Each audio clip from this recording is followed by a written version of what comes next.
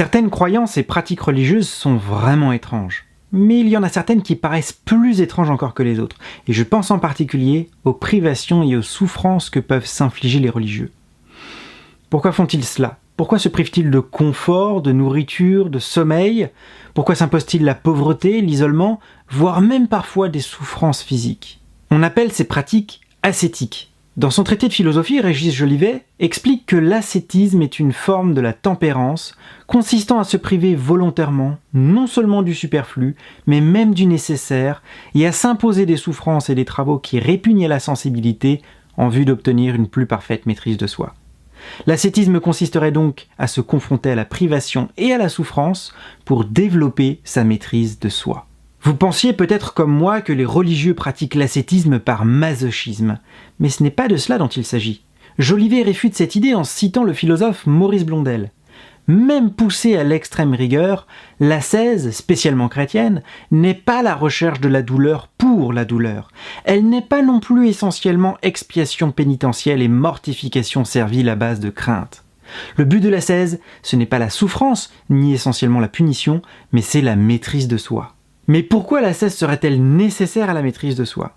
Dans le texte de Blondel, que cite partiellement Jolivet, Blondel explique que nous ne parvenons pas à accomplir les lois morales simplement par leur connaissance. Il ne suffit pas de savoir ce qu'est le bien pour le faire. Nous avons des résistances. Il y a donc un effort à produire sur soi pour disposer sa volonté au bien.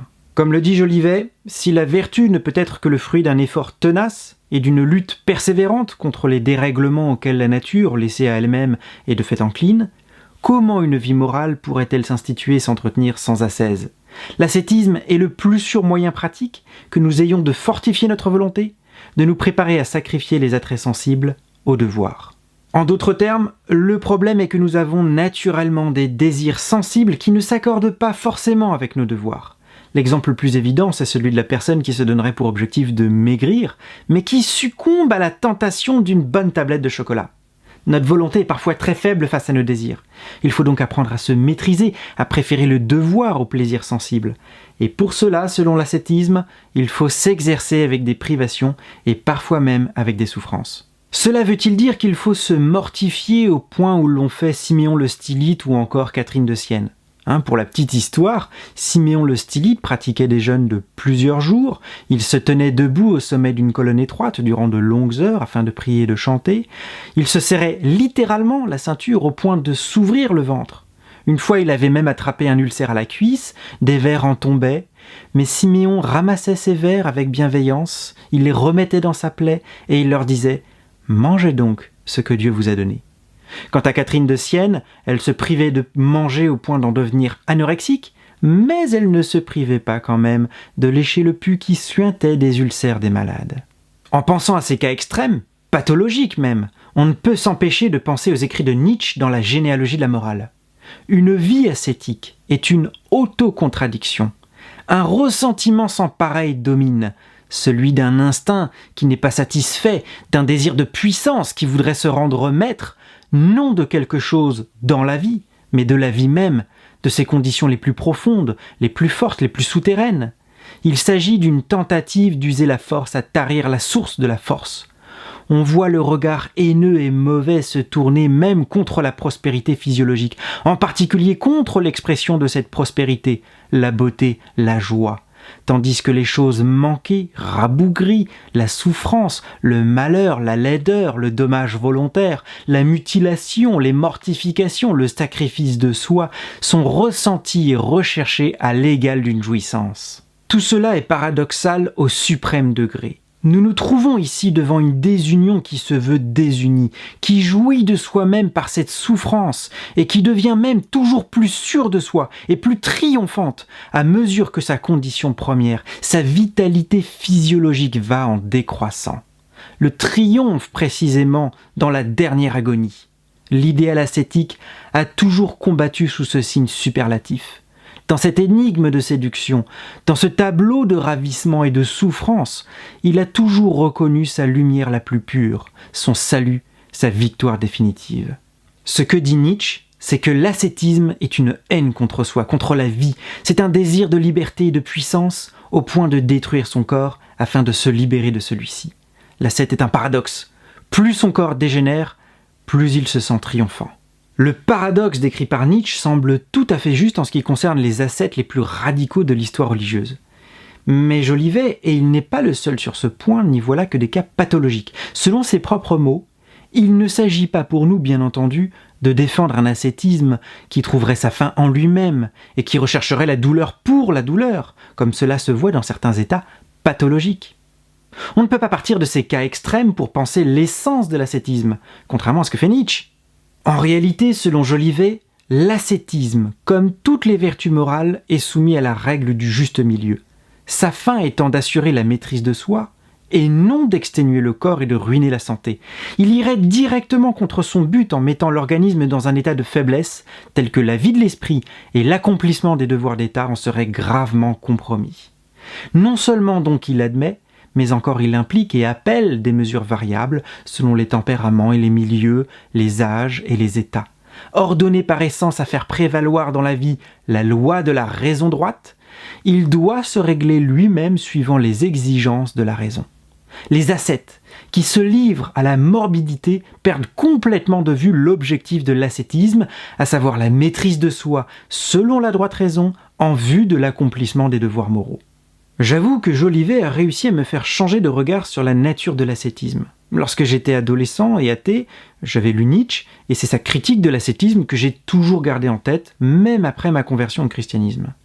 Mais j'ai vécu ma conversion dans un cadre, dans un milieu protestant. Et comme tous les protestants, je suis assez méfiant vis-à-vis de l'ascétisme. Alors je me suis demandé, si l'ascétisme est une méthode toute simple afin d'accroître la maîtrise de soi par la confrontation à la privation et la souffrance, on devrait peut-être en constater quelques effets, y compris dans les milieux séculiers. Si on trouve des bobos qui pratiquent du yoga tout en se moquant éperdument de Shiva, on doit bien aussi en trouver qui ont traduit l'ascétisme en des termes séculiers. Du coup, j'ai cherché à savoir ce qu'en disaient les promoteurs du développement personnel et les études en psychologie. Alors je suis tombé sur un tas de publications qui proposaient de booster sa volonté par des exercices de privation, le tout le plus souvent fondé, disait-il, sur des études scientifiques. Alors il faisait surtout référence à Kelly McGonigal, mais la référence la plus sérieuse dans le domaine et à l'origine de ce domaine de recherche en psychologie, c'est Roy Baumeister. Il a publié un livre en 2011 intitulé Willpower, qui a été traduit en français sous le titre « Le pouvoir de la volonté ». Il faut avouer que la psychologie a longtemps méprisé ce sujet. L'influence du freudisme sur la psychologie avait complètement évacué la question de la maîtrise de soi, puisque celle-ci était désormais perçue comme étant une source de névrose et de refoulement. Le plus sain, c'était encore de se soumettre à ses désirs. Mais dans les années 1960, Walter Mitchell a testé la résistance d'enfants à l'envie de manger une guimauve. Il leur donnait d'abord une guimauve, et s'ils s'abstenaient de la manger pendant 15 minutes, ils en gagnaient une deuxième. Eh bien, il a constaté que ceux qui manifestaient la plus grande maîtrise de soi face à la tentation parvenaient, une fois rendus à l'âge adulte, à des diplômes et à des salaires bien plus élevés. À la fin des années 1990, Baumeister a voulu prolonger les recherches dans ce domaine. Il a proposé à 2 groupes d'étudiants, à l'un de manger des cookies, à l'autre des radis, face à face, afin de susciter la jalousie et surtout la maîtrise de soi de la part du second groupe. Puis il leur a demandé, dans un deuxième exercice, de résoudre un casse-tête qui était en réalité insoluble. Eh bien, le résultat de l'expérience, c'est que ceux qui avaient fait l'effort de manger des radis persévéraient en réalité 2 fois moins longtemps que les autres dans l'épreuve. En fait, ils avaient trop sollicité leur maîtrise de soi. Leur volonté était tout simplement épuisée. Baumeister en a conclu que nous avons une quantité limitée d'énergie, de volonté, après avoir confirmé cette expérience par d'autres du même type. À l'image d'un muscle, plus on sollicite sa volonté, plus elle s'épuise. Mais Baumeister a poussé plus loin l'analogie du muscle.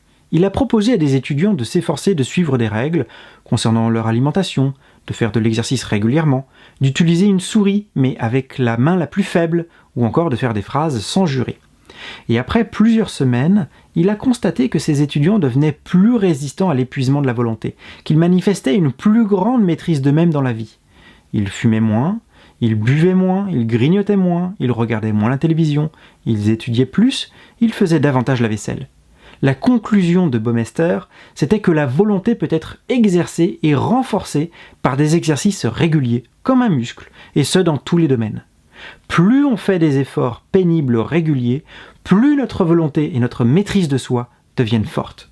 Ce que Baumeister a constaté, c'est ni plus ni moins qu'une version sécularisée de l'ascétisme fonctionne. Il est possible d'accroître la maîtrise de soi en s'exerçant par la confrontation volontaire à la privation et à l'inconfort. D'ailleurs, le mot ascétisme vient lui-même du grec askésis, qui désigne l'exercice par lequel les sportifs s'entraînent à leur perfectionnement. L'entraînement sollicite douloureusement le corps, mais il accroît ses performances. Pour reprendre l'analogie de Baumeister, la volonté est comme un muscle qu'on peut entraîner et développer. Enfin, ça, c'est la fin qui termine bien. Parce qu'il y a une autre fin. En 2016, une cinquantaine de psychologues de l'Association of Psychological Science a publié un article dans lequel ils affirment que la reproduction des expériences de Baumeister n'a pas donné de résultats concluants. Alors Baumeister, lui de son côté, pense qu'ils ont mal conçu leur protocole expérimental et il s'est proposé de les refaire avec eux. Alors où est la vérité ? Eh bien nul ne le sait. Si l'émission vous a plu, n'hésitez pas à la liker et à vous abonner. Alors évidemment, cette émission n'était qu'une brève introduction à l'ascétisme. Si vous n'avez pas aimé, n'hésitez pas à regarder toutes les autres émissions, peut-être que votre maîtrise de vous-même va augmenter avec l'épreuve. Si vous avez aimé, eh bien il va falloir se mettre au radis. C'est vrai que c'est une épreuve ascétique des plus terribles et des plus morbides, mais après cela, vous aurez une volonté de faire. Sauf si tout cela n'est que du flan, bien entendu. Dans tous les cas, je vous dis à très bientôt.